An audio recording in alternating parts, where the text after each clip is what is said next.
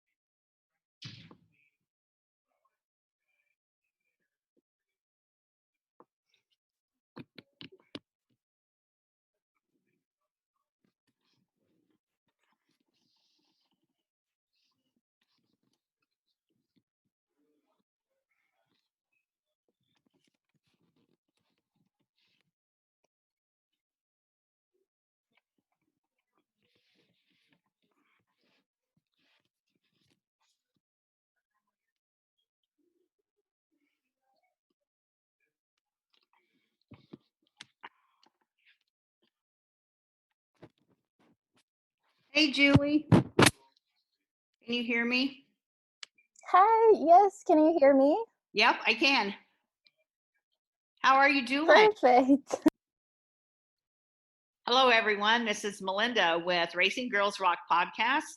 We are sponsored by Racing Junk, iRacing, and the International Women's Motorsports Association. So today, my guest is Julie Nataas. I've known Julie for probably a couple of years now. We met, guess where? On Facebook, as I've met most of my ladies. She's done interviews with me at the PRI show, so we've gotten to meet in person a couple of times, and naturally, I do follow her racing. So I wanted to have her on so we could talk a little bit about how she got involved in racing, and also, you know, what is she doing during the quarantine and the stay home, stay safe, whatever you want to call it. We're going to hear from her about how she has been handling that, what she's been doing in preparation for hopefully going back to racing soon. So, Julie, I want to welcome you to the show. Hi, thank you so much for having me. Oh, I'm so glad I could connect with you, Julie, because you live in California, and that's Pacific Yes. time, and I live in Michigan, which is Eastern time. So sometimes you have to kind of figure out those time differences, but we got it figured out. And so why don't you start by telling us a little bit about yourself, where you grew up, your family, where do you live now, that kind of thing. Yeah, so, well, I'm Julie and I am from Norway. That's where I grew up around racing. I moved to California 5 years ago for school and to kind of get involved with NHRA racing because that's always been a dream of mine and still is a dream of mine. So I try to make that work, and here we are. I'm racing the full Lucas Oil drag racing series. I mean, like I said, I grew up in Norway, and that's where I started racing. So both my dad and my grandfathers were race car drivers. So I pretty much grew up at the racetrack and learned everything from them. And when I was 8, you know, like most kids that grow up at racetracks wants to have their own race car. So I finally got mine, and I started racing junior dragsters, and we were just having a lot of fun, just doing small races here and there, because racing in Europe or in Norway is not the same as racing here in America. So we have, our season goes from about May until September, and then it's over. So we just have maybe 5 races or so that we could do racing the junior dragster. But it did evolve over the years. You know, we did more races. We started going to Sweden, going to more countries. I got bigger junior dragster, and once I turned 15, I got my super comp dragster that we actually did buy from North Carolina here in America and got it shipped over. it was really exciting because I, wanted to go faster. So we shifted to England, where, because my dad was racing Top Fuel Dragster at the time, so he was racing in the European Championship, and England is where the season will start off. So we shifted there, and me and Dad flew over there like pretty much every weekend for like 5 or 6 weeks just to practice, get my license, and then we started. Then like when I had everything like license and stuff, and you had to drive the car, we started doing the big events and the European Championship.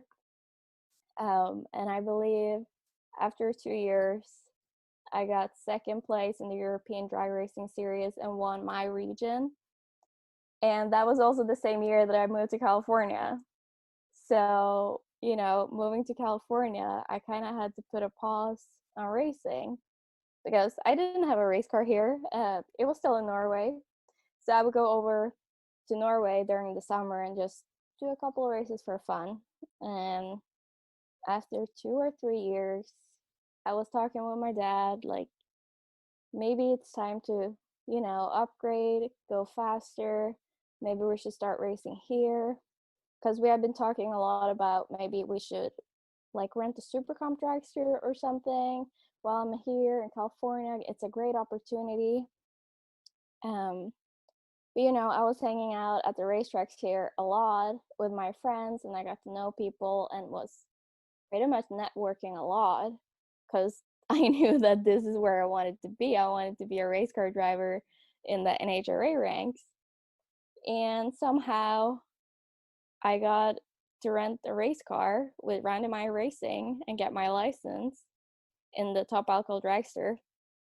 And from there, I was still in school. I was getting my bachelor in marketing, business, and entrepreneurship. So it wasn't like I could just go full out and go full-time racing at the time. But I still had one more year. So I got my license in the Top Alcohol Dragster. We raced a couple races that year just for me to get used to the car, get some seat time, and see where everything were going. And then I had my last year in school. We did kind of a part-time season in the Top Alcohol Dragster. So I would be in school on the weekdays, travel out on the weekends that we would race, and pretty much go back and forth between Santa Barbara, where I used to go to school, and the races.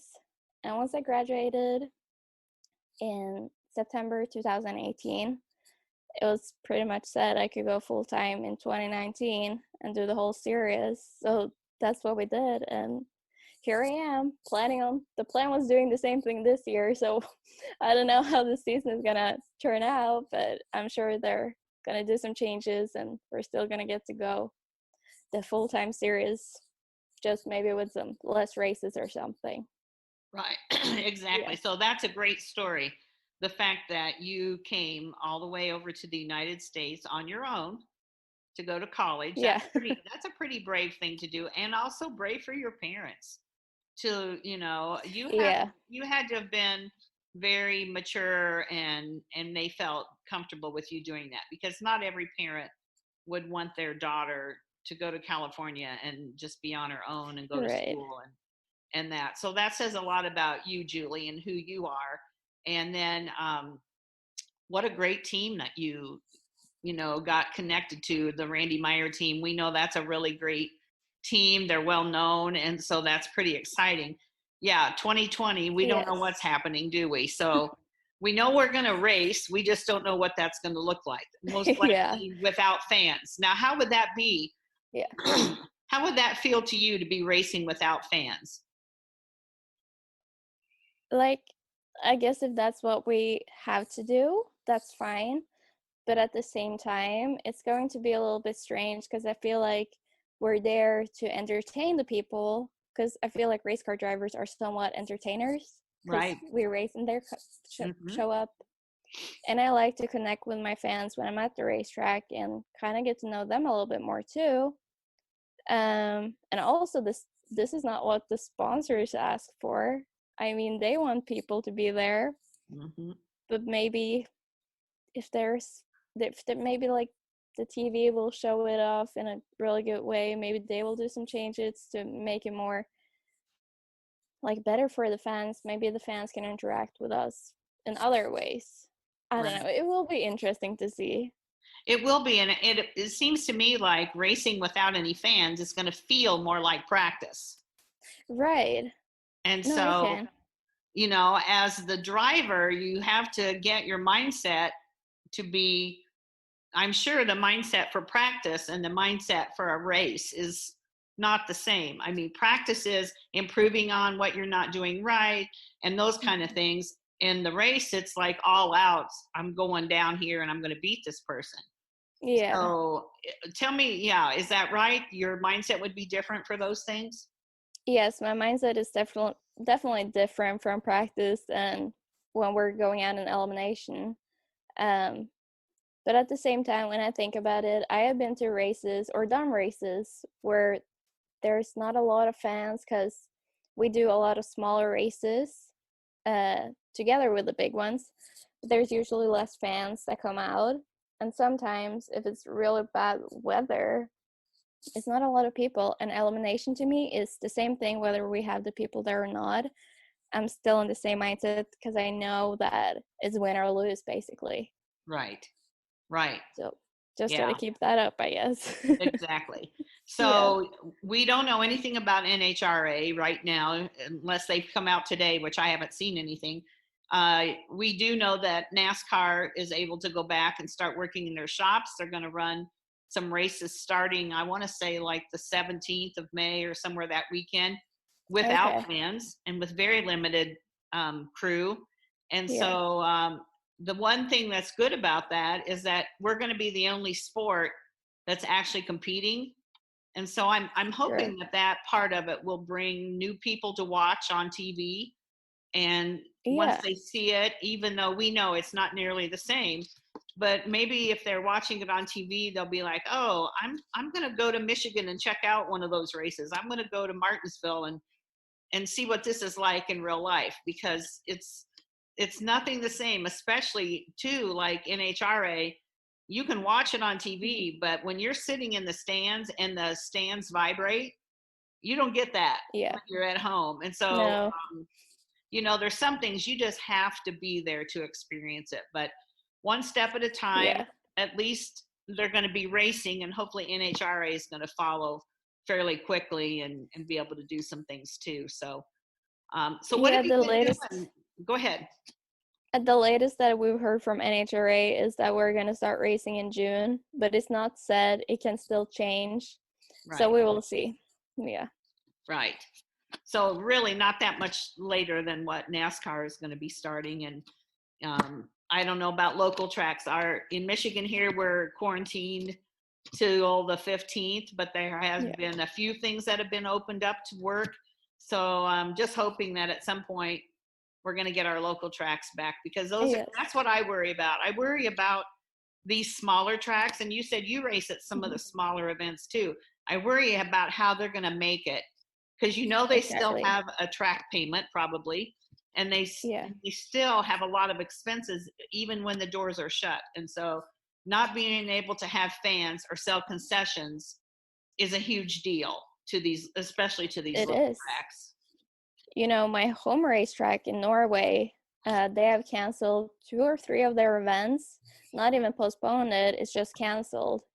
And if they can't do a race without fans, they can't do it because they depend on it so much. Right, Yeah. right. They're not alone. I would say that's the Mhm. majority of Yeah. all racetracks. You know, NASCAR might be able to race and Yeah. fund it because they've got sponsorship money bigger than some tracks, but you know, I worry about the smaller ones.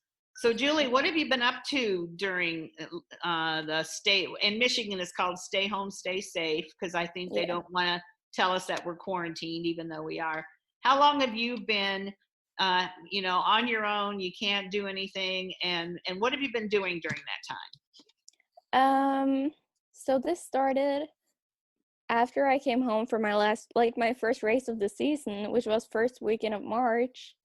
And pretty much right when I came home, we got the stay-at-home order. So it's been almost 2 months now time? Uh-huh. with this stay-at-home order. And in the beginning, I was just like, well, what am I going to do now? My gym is closed because I'm so, like, everything, like, the gym is so important for me because it gets my day started. I'm such a morning person. I need to get to the gym and do that, and then I'll start my day and do my work. So I'm like, kind of like, okay, how am I going to set this routine for myself? And I was watching the news a lot, and kind of just, it made my, like, my mood got kind of bad. I was just like, oh, this pretty much sucks. But after a week or so, I kind of, like, I fixed it, I guess. I got myself a routine. I did home workouts. I have my personal trainer still that I work out with over Zoom, so which works out great. I have been on this meal plan for, yeah, ever since this started, just to kind of keep me busy and make sure that I'm healthy and ready to go back racing when we can. So I've lost like almost 15 pounds now, which I never thought would happen being self-quarantined without a gym. So, just keeping myself busy and having something like that to kind of keep me motivated has helped me a lot. And then being in this apartment in Santa Monica alone is really lonely. So I chose my quarantine buddies in Santa Barbara. So I had been going up there and stayed for a week or so at a time, then kind of come back and done my laundry and pretty much come back up again. Yeah. Just making sure that my sponsors are happy, doing small things for them, making sure that my social media and all that kind of stuff is up to date, and kind of just checking in with everything on the marketing side, so that is also ready for when we go back to racing. Right. And I can't imagine. I mean, there's a lot of people that are alone.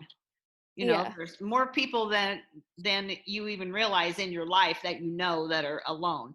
Luckily, I have my husband, but you think about those people, and that was a smart thing to do, to say, okay, I've got some quarantine buddies, and we're Yeah. only gonna, it's people that we're safe with, and we're only going to interact with these people. And, we kind of have a quarantine buddy next door. I live in the country, but our next door neighbor is a good friend of my husband's, and he comes over and hangs out with my husband down at the pole barn, and he's just like a member of the family.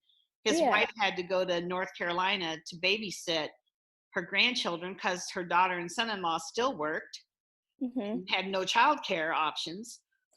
So she's been gone since the first part of March. So we've kind of adopted him as our buddy. We've had him over for dinner quite a bit. He hangs out with my husband at the barn. I can't imagine what he would be doing, or how it would be to just have to be over there at his house by himself all the time. That would just be horrible.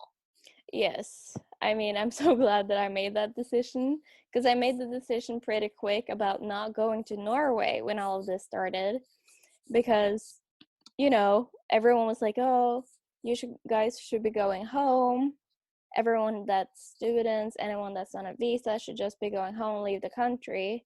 And I'm like, I can't leave the country because I'm here on a visa. So that means I might not be able to get back in the country if racing starts. Right. So that's where I got to find myself some other people than my family to be with. Yeah.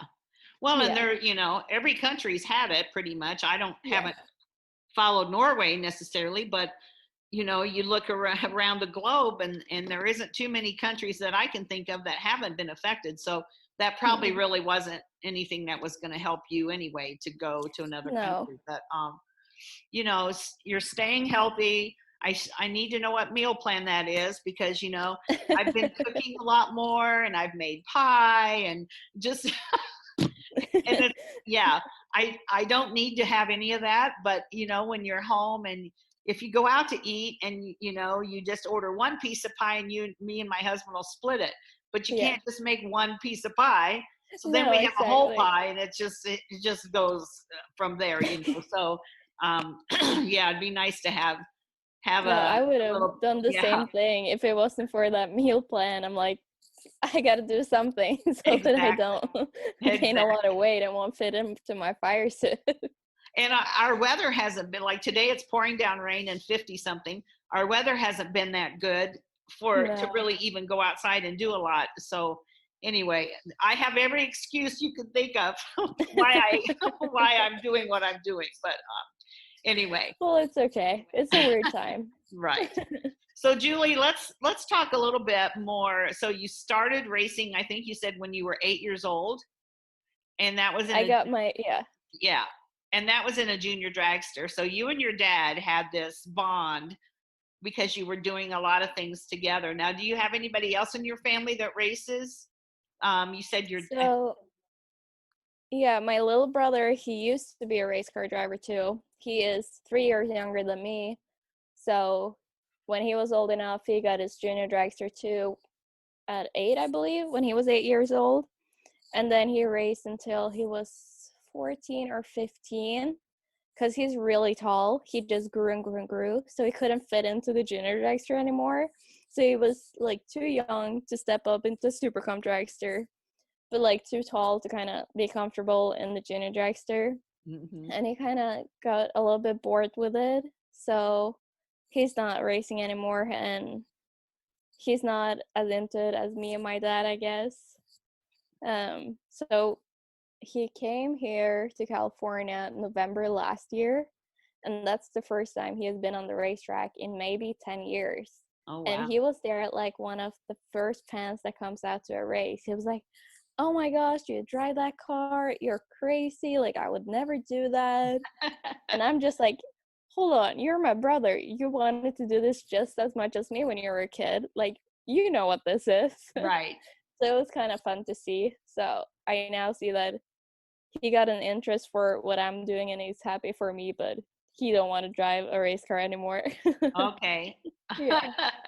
Well, that's okay. Everybody has their thing and that they're Yeah. passionate about. So he is supportive, and that's really all that matters for sure. Yeah. Yes. So does your dad still race? No, he retired, I believe, in 2014. After he had then won the European Championship in Top Fuel twice, and the team he was driving for was not going to race anymore, so he found that as a perfect timing for him to kind of step down as well and put the focus on me and let me be a race car driver. So Okay. All yeah. right. Well, that's good because as we both know, it's a very expensive sport to be a part of, and I know you Yes. have to work at getting, marketing partners and funding it. So funding one driver is hard enough, much less two. So I can Right. understand that at some point you have to say, I've done my thing, now it's time for my daughter. So that's pretty cool. Yeah. Yeah. So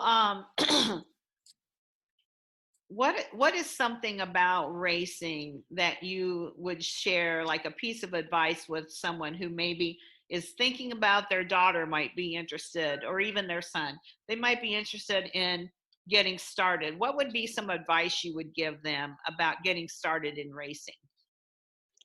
I would first off bring them out to a racetrack and maybe bring them over to one of the drivers. Like if you have a girl that wants to be a racer or she kind of seem interested, like come bring her up to me or any of the other racers. Like we're so happy when small girls want to come over, and we will gladly show them around like inside the car and just kind of show them around a little bit so that they can see what's actually going on inside the pit. I've done that with a lot of girls actually that's come up saying they want to be race car drivers. And then the next step will kind of be to look into the NHRA Junior Dragster League program.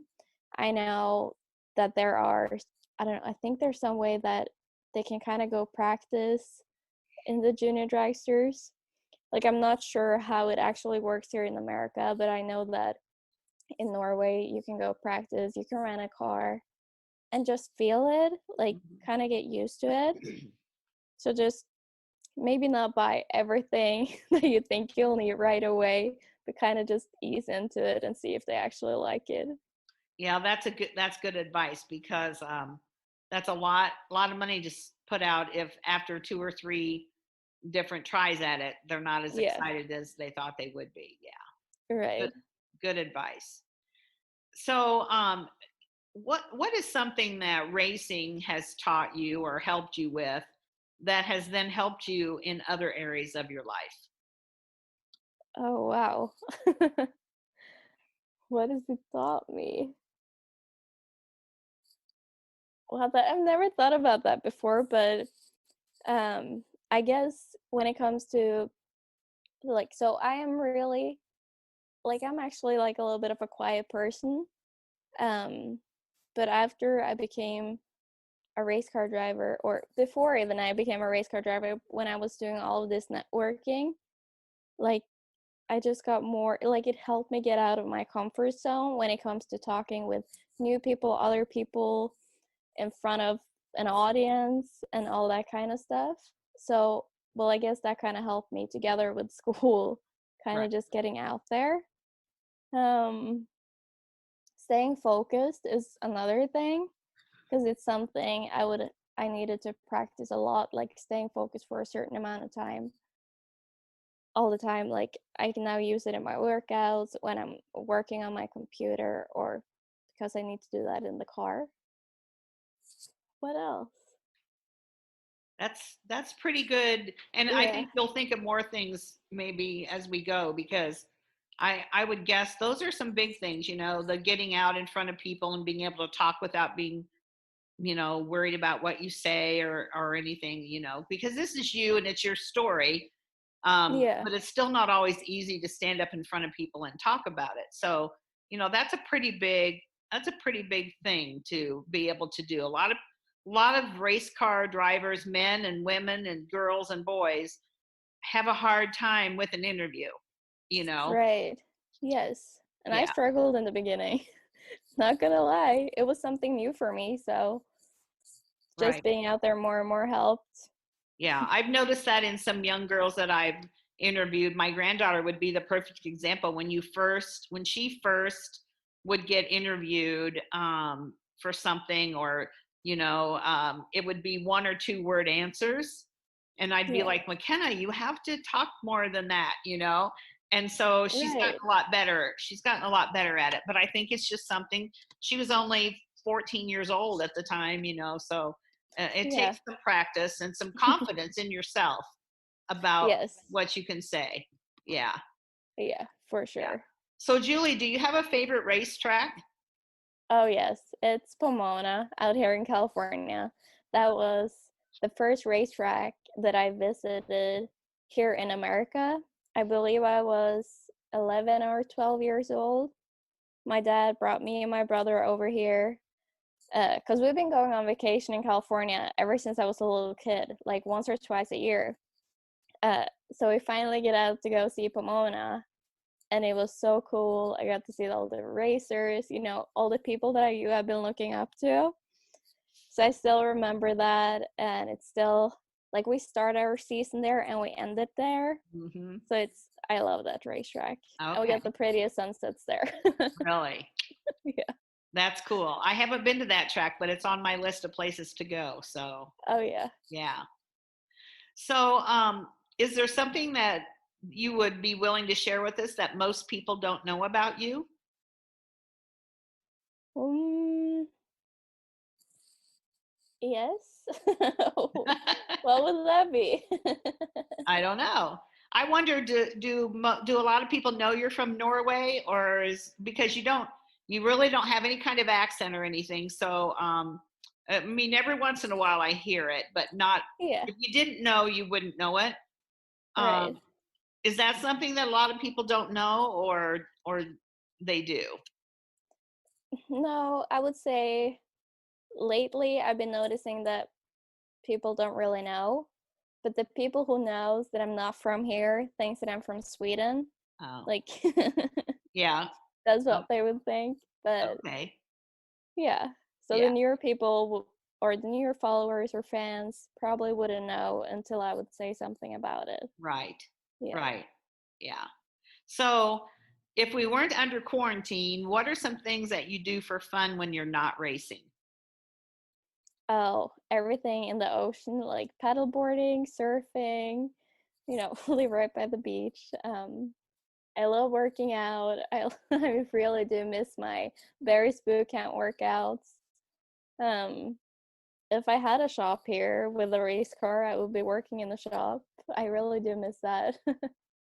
Yeah. So, everything with the ocean would be my second Okay. favorite thing to do beside the racetrack. Well, Yeah. I would think so. Living right there by it, how could it not be the draw for everything else in your life, right? Right. Yeah, exactly. Yeah. So, is there anything that you've learned? How old are you now, Julie? 23. 23. So you're 23. What have you learned in the last few years that you wish maybe you would have known earlier in your life? You're not that old, but yet, there's probably things you've learned that you're like, wow, if I'd have known that when I was 16 or whatever. Is there anything that you've learned that you wish you had known earlier? I wish that, like, when it comes to racing, I wish that I learned how to work on a car earlier, because I didn't do a whole lot with my own car when it came to the junior dragster, for example. And on the super comfort car, I could work a little bit, but I didn't know a lot about it. I didn't know the different part names. I just knew what it looked like. Um, so when I started driving the top alcohol dragster, I wasn't sure about, like, oh, how does this whole engine go together? Like, I really want to know that, because it's going to help me when I'm talking in interviews, when I'm racing, like what just happened with the engine. If something went wrong, I know exactly what went wrong, because I know how it was built together. So I really started over the last year to kind of get to know the engine, know the parts, and I can now say that I can build an engine, not by myself, but with someone overlooking me or someone there helping me a little bit. But I know where it goes. And some names I still don't know, because it's different from the region. So, it's just, Right. I can get confused when it comes to the language and the part names. So yeah, I really just wish that I knew a whole lot more about the engine sides of it before, like when I was 16. If I knew that back then, that would be great. My interviews would have been better. So yeah. Okay. That's a good point, because I think, as littler girls, you started when you were 8 or so, you know, Yeah. maybe parents don't always think that you're old enough to understand or help. And yet, if you're in the garage and your dad says, hand me the flathead screwdriver, at 8 Mm-hmm. years old, you're starting to learn the tools and the different things. And so I think that's good advice for parents of any kind of a race car driver, is Yes. to have them help you. They don't just show up on race day and get in the car, because they need to Exactly. know how the motor works and what causes it to do this. And if it starts doing something, then you can say, Mm-hmm. hey, I think this is what's happening. And it's just a great education for kids, I think, even if they don't It continue racing, is. that they Yeah. know things about a car. Yeah, for sure. And I also think maybe it would make them a better driver too, Mhm. because like I said, they know what's going on with the engine if they know how the engines work. Right. Yeah. Absolutely. Yeah. So, Julie, I know you're really passionate about racing. How do you share that passion with others? That's something that I struggle with sometimes. I'm so passionate about my circle track, my NASCAR, my whatever kind of racing, but Yeah. people don't always get it. How do you share your passion with people? No, I feel the same way as you. It's not easy to explain or tell someone what I'm doing for a living. Like, when I say I'm a race car driver, I'm also just like, get a, oh really? Or, huh? No, you're a girl. Like, how Hmm. can you, like, how does that work? And whenever like, my friends kind of, like, they don't even get it unless they've been at the racetrack. So I always try to encourage them to come out to a race, or, you know, like, follow me and see what's going on when I'm out there Right. racing. And then when I get back home, I will tell them about it, and I will be all excited, like, because I have so much passion for it. and they would sometimes be like, yeah, I think I get Mhm. that. I'm not sure. Mhm. So, It all it's goes back difficult. to the experience. Yeah. They have to experience it. So Mhm. they need to go to the track. They need to go there to watch you race. It's Yeah. not the same on TV, but that's better than if they don't watch you at all. But they Yeah. need to go and experience the sounds, the smells, the feelings, how your heart starts going like this, when those Yes. cars go down the track. Yeah, Right. yeah, Yeah, it's so absolutely. different to watch it live than on TV. So Yeah, it that's really really the is. only thing I'm trying to get them to get. I'll try to get them out to a racetrack. Yeah. I mean, that's something that we all do. I think everybody I know, our goal is to get somebody new to the racetrack. And Yeah. once you get them there, it's just a whole different story. So when you buckle into the car and you're headed Mhm. to the start finish line to the tree, what are you thinking about? And what are you thinking about when you go down that track just that fast? Yeah, I mean, you don't think of a lot. Uh, It just happens. well, kind of. I mean, whenever I get into the race car, like there's nothing else that goes on in my head. Like most people or most racers will probably say that Hmm. once you get into the race car, it's nothing else that matters. Um, so it's really just focusing on doing the right thing at the right time in the race car, Hmm. because we're only going down the track for a couple seconds. Right. So you don't think a whole lot during those seconds. You just feel and react to the motor and how everything is going. Like, is it going smooth? Is it going kind of a little bit sideways? Is there a tire shake? Like, I think I'm just so focused on, for example, being able to um, catch a tire shake than anything else, that there's nothing else going on in my head other Right. than that. Yeah. So basically, your whole mind and body is focused on you and the car and the finish line. That's Yeah. pretty much everything that's happening. Yeah. Yeah. Well, yeah. I mean, I'm sure that's what most racers would say. Mhm. Um, I always try to ask that question though, because I've had some really interesting answers about Yeah. it, or how they, when they get in the car, they always do this, this, and this first, second, third. But I think that just comes from habit.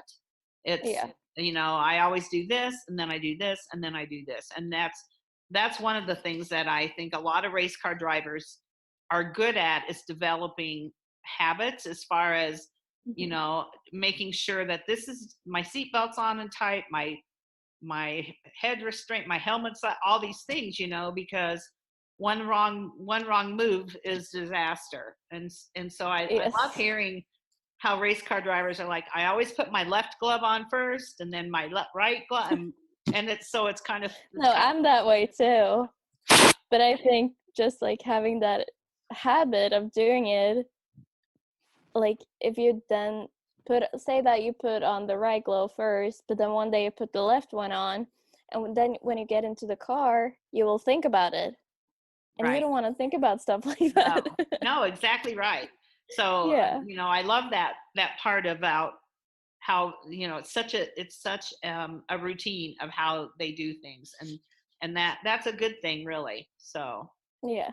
So Julie, what is your most memorable moment so far in your racing career?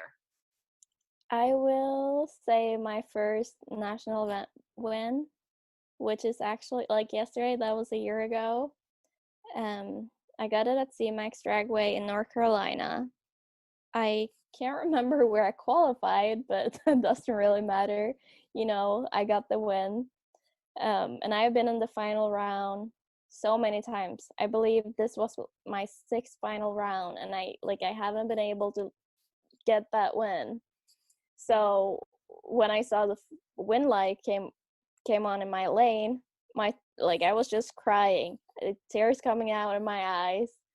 I couldn't see anything, and we have this guy that is waving us off the racetrack at the end, and I can't see him. I'm like, I don't know where the other car is. I don't know, is it far behind me? Like, I can't see, so I'm just sitting there like, okay, blink my like tears away. and we get around the corner, like off the racetrack, and I'm like, wait, maybe I didn't win? And I start doubting myself. I'm like, wait, hold on. Did I see the win light or did I not? I'm not sure. Did I just like cry for no reason right now? But then I came around and I see the camera crews and everyone's just running up to me, and I started crying again. It was so much fun and such a big deal. Yeah. Yeah. I remember when you had your win, because I remember seeing about it. Yeah. And then so I interviewed Megan Meyer last, oh gosh, I don't know. I don't even know what day it is, honestly. But Right. it was last fall, I think it was, maybe October or something. It was after she won the championship. Yeah. And but you also did really well in that like you won, didn't you win something in that as well? Yes, so I won the North Central region, the championship, and I got fourth place in the overall world championship. So it was a great year for us around the Maya racing for sure. It really was. Yeah. Yes. Yeah. And that's a great team. Just I from talking to Megan, she's a great young lady too, and I think would be a good inspiration to other racers on her team. She Yeah. seems to be really focused and grounded, and I really enjoyed interviewing her. And so I'm glad you're on that team. I think that's a good team to be a part of. I like seeing that you're there with a good team that you can win with, which is exciting. Yes.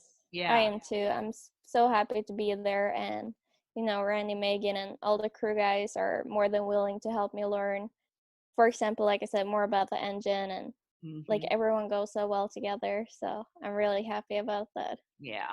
So where are the cars? Like if you wanted to go to the garage or the shop, are they a long way away? Where do they keep all those? The shop is in Kansas, so It's a I would have ways. to fly to Kansas. Yeah, I have been there a couple times and stayed there for a couple weeks every now and then between races. Okay. So All yeah, right. the cars are there right now, but Yeah. won't be going. There's a saying from some movie, you're not in Kansas anymore. That's a famous line from a movie. My husband could probably tell you what movie, but I always think about that when I hear Kansas, because they probably Yeah, don't have a whole lot of quarantine going on there in some places because it's mostly rural. probably not. Yeah. Yeah. Yeah. Well, good for them. I hope they don't. So, yeah. So, my husband always wants to know, what's the fastest that you've gone in your car? Oh, I believe it's 284, 283 or 284 miles per hour. Okay. Yeah, it's Pretty somewhere fast. in between there. Yeah. What does that feel like? Can you explain? Awesome. I mean, how It's a it's rush. a rush for sure, but it's so when I think about the first time I sat in the car and went to 80, it was so much different from what it is today. Like the first time I hit that gas pedal going that fast, I was like, oh, I can't see anything. It's all shaking. Like, I don't know what's going on. Like, this is so new. But now it's kind of gone to the point where it's slowed down. I can feel everything that's going on in the car, like every shake or move. So it's just like this, most of the time, a smooth ride down the racetrack with just a lot of adrenaline. Yeah. I don't know. Like it's pretty difficult to explain it. So when you finally get stopped and you get out, are Yeah. you dizzy? Or can you walk a straight line? How does that feel when you get out? Is there anything, or you just get out by the time you've slowed down and gotten back to your pit spot, everything's kind of back down to normal? Once I just jump out of the car, I'm definitely a little bit out of breath. Like, especially if it's really hot outside or I have been really nervous and it's elimination rounds. My heart will be so, like, going so fast. So when I get out, there's just adrenaline, which makes you like all over the place. And then you have your heart just like you can't almost breathe. Right. But then it calms down and you get back and you're all good again. Yeah, exactly. Yeah. So who is your biggest competitor? Who is somebody that you see, because you race pretty much the same people, don't you, over and over? Yeah. Who is your biggest competitor? Well, I would say all of my teammates are like my biggest competitors because we come out from the same team. We know we all have really, really good cars and drivers. But I would say Sean Cowie, he always has a really, really good car. He's a great driver. Um, Joey Severance, several time world champion. He's always has a really good race car. So I'd probably say those two guys and my teammates. Right. Yeah. Yeah. It's kind of bad that you have to compete that hard against your own team, and yet that's really good. It's because if you're up there competing for 1 and 2, that says a lot for your team and for your drivers. So that's Yes, kind of a cool thing. So it what's your is for sure. goal? Yeah, what's your goal for your racing career? My goal and dream is to be driving a Top Fuel dragster, like the full championship, win championships in Top Fuel. So that's definitely where I'm working myself towards to Good. be. Yeah. Yeah. Good goal to have. Yeah. Wow. Absolutely. So tell me a little bit about your car. What color is it? What number is it? So people Yeah. be like, oh, that's Julie's car. Yeah. So we have, well, my car is red with the dots pretzels. So there's pretzels on my car.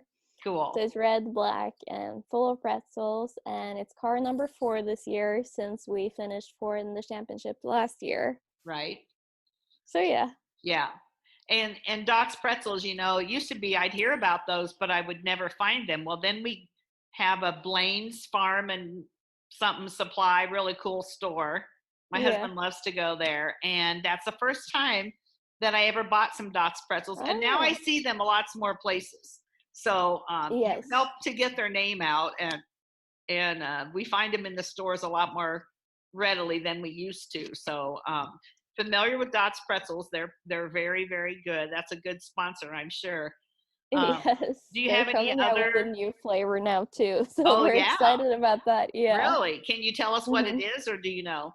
Yeah, they just came out with it. So it's called the Southwest flavor. So it's just the Dots pretzel, but it's got the blue packaging. So Okay. you'll be Well, able to find them in store pretty soon too. all right, I'm gonna have to look. I'm gonna have to look for those because those sound really good. Yeah.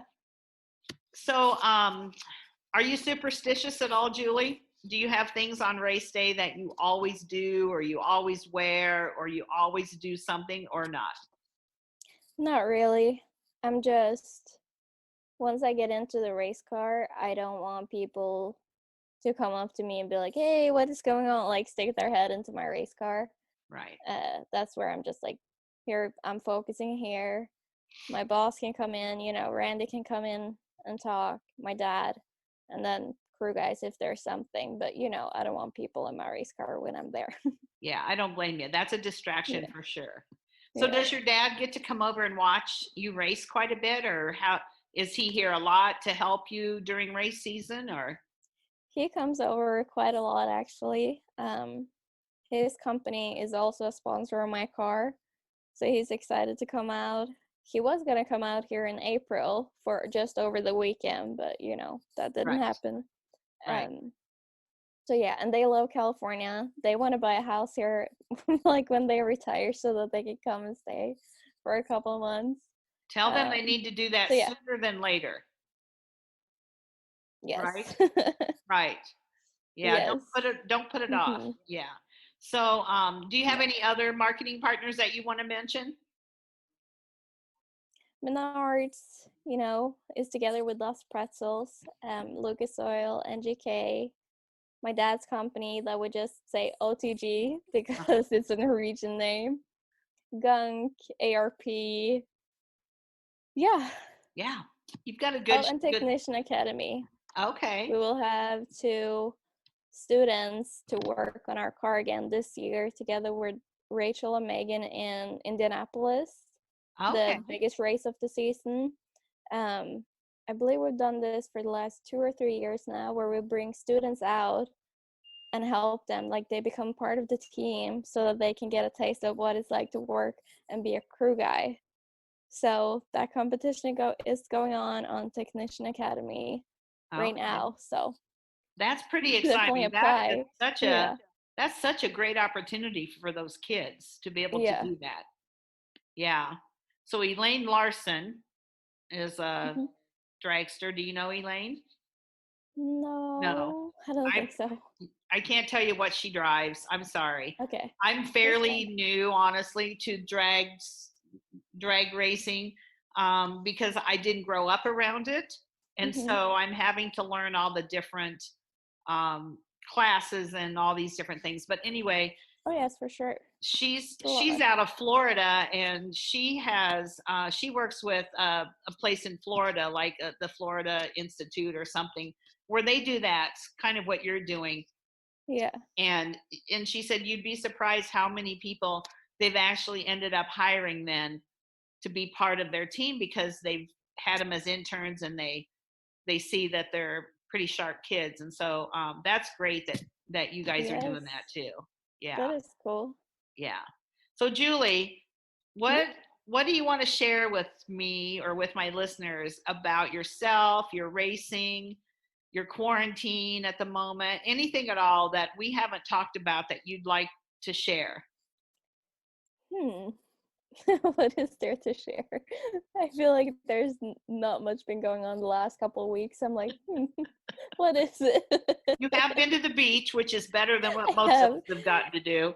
Yes, I'm So, so grateful that I could go to the beach and that I have my quarantine buddies, or because I think I would go insane without them. So, yeah, and doing absolutely. things like this, like recording a podcast with you, is helping too. I mean, it puts a routine. I have something to do today. Mhm. So, yeah. Well, and being on Zoom, even though our listeners can't see either one of us, and thank goodness, because my hair needs cut and colored, and I didn't even put any makeup on because Oh, same. I knew you wouldn't care. But No. it's just like, oh, I got to talk to Julie today, and it just kind of gives you something to look forward to, and it helps pass the time, and it's just a fun thing to do. So I appreciate that you took It the time to is. do that today. Why don't you share with our listeners then about social media? How can they find you? How can they follow Randy Meyer team? How you're doing? Mhm. When you're going to be racing? All those kind of things. So my Instagram is Julie Nataas. My last name is spelled Nataas. Hmm. And Facebook, you can find me on Julie Nataas Racing. And Twitter, we have the Randy Meyer Racing page. On Facebook, the Randy Meyer Racing, and on Instagram. So Right. they're pretty much all the same all over. Okay. Yeah. So it's Randy Meyer, and it's Meyer is how they spell Meyer. Because if you're Yeah. in Michigan, there's a big company called Meyer, and it's spelled differently. So Oh, that's make sure right. I didn't think about that. yeah, people know Yeah. it's that, and so they can find when we go back racing, they'll be able to find where you guys are going to be, what you're going to be racing, and that kind of thing. And Yeah. hopefully you'll be in Chicago, or I know you don't I come hope so. to Michigan. I don't think you come to US 131, but hopefully No. you'll be at Chicago at Route 66, and I'll be able to come. That's only a couple hours from me, so Yes, that would be cool. I try to hit that at least once a year, hit those races. So I'm Yes. I'm hoping to see you there, Julie. I always appreciate your smile. You have a beautiful smile, and Oh, thank you you. always look happy, even when we're quarantined. You still have a beautiful smile. So I can't wait to see you go down the track and race. And any last words that you would want to share? I just want to say thank you for having me. This has been great. I'm so glad that we can still like record a podcast and give out some content to listeners, to fans, and all that. And if you're listening and you feel a little bit lonely, like call a friend or have a Zoom meeting like we are having right here. Like it helps a lot. It really does. Yeah. It really does help a lot. I said there's two things I wish I had stock in: Zoom and iRacing. Yes. Because I've That used would be Zoom. great. Yeah, I've used Zoom for probably, gosh, 2 or 3 years, maybe longer, for Yeah. meetings back when nobody had heard of it, and Yeah. now everybody knows about it. Jimmy Fallon uses it to do his Mhm. Tonight Show from home. He's one of my very favorite people. I my goal is someday to meet him because I like just think watching he's them. awesome.